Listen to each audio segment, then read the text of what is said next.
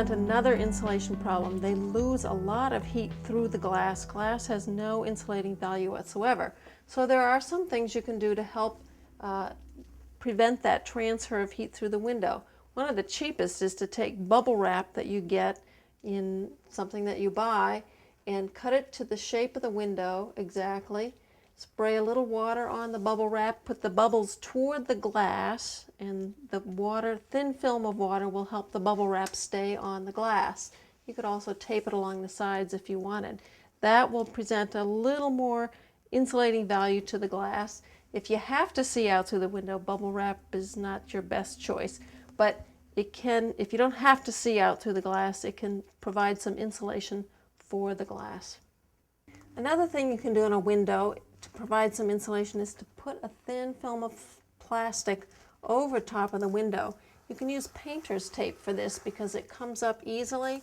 It will hold during the winter, but then you can take it off in the spring without having to worry about peeling the paint off your windows. And so you want to cut the plastic to size, put the plastic on the top, and then put another piece to seal it on the side, and pull that tight.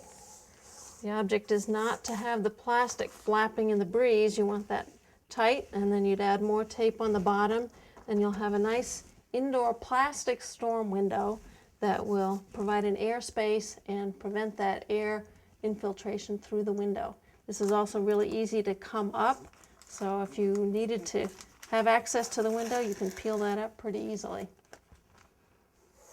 Another thing you can do is make your own indoor storm window out of cardboard that you have laying around and a few other odds and ends that you have in your house. If you take 4 layers of cardboard and glue them together, you can make a pretty nice indoor shutter. The first thing to do is measure your window and get the exact measurements so your shutter will fit, and it will fit right in the window. Glue your cardboard together, layer on layer, then glue a layer of heavy-duty aluminum foil on the top to act as a vapor barrier and a heat reflector, and then seal off the edges with some duct tape. You can make yourself a duct tape handle, and at the very end, put a layer of foam insulation right around the edge of your shutter. And then when you're ready, you can pop it right into your window frame so it sits nice and tight, and you'll have an indoor shutter.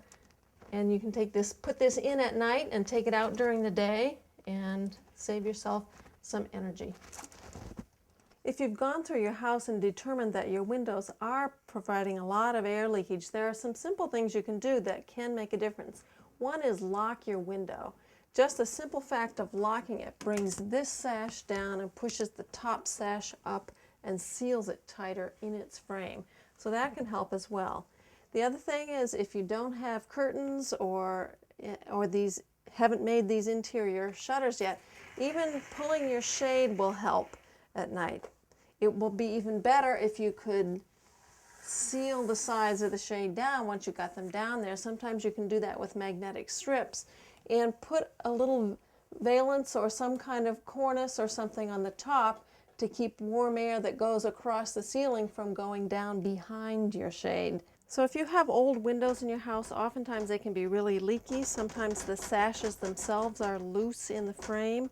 So again, you want to look at the window first and make sure it doesn't need any major repairs. If you do, you need to either repair them yourself or call someone who can repair them, or look into replacing them even.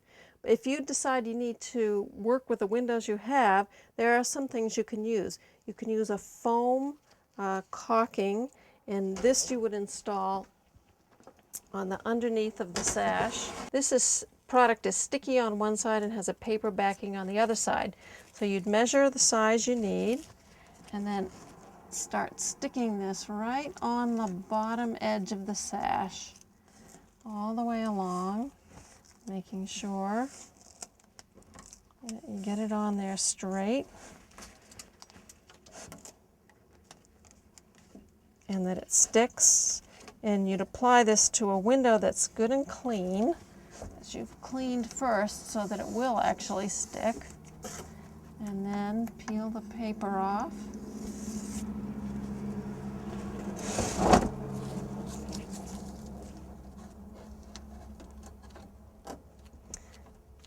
And now you have this foam on the bottom to keep the air from filtering in through the bottom of your sash. So rope caulk is another type of caulking you can use. It's soft like clay, and you would tear off a little piece and just put that right in between the glass and the wooden part of your window, and just press it in there. Before you do this, you should be sure your windows are clean and that the wood is clean. Any loose paint has been removed and that it's all cleaned up, because you can pull this off in the spring so you can open these windows back up again. Now if your sash is loose, you can also use the rope caulk in between there. Sometimes you have to double it over or use a double strip of it, and you would just pop that down in between the upper sash and the lower sash and press that in. Come spring, you can take this rope caulk back out, coil it up, put it in a plastic bag and save it, and then reuse it next fall. And now your sash is nice and tight, so the air isn't leaking in through the cold air. A third way you can prevent air insulation through the windows and add some extra insulating value to the glass is to put outdoor plastic storm windows on. And to do that, you need some plastic.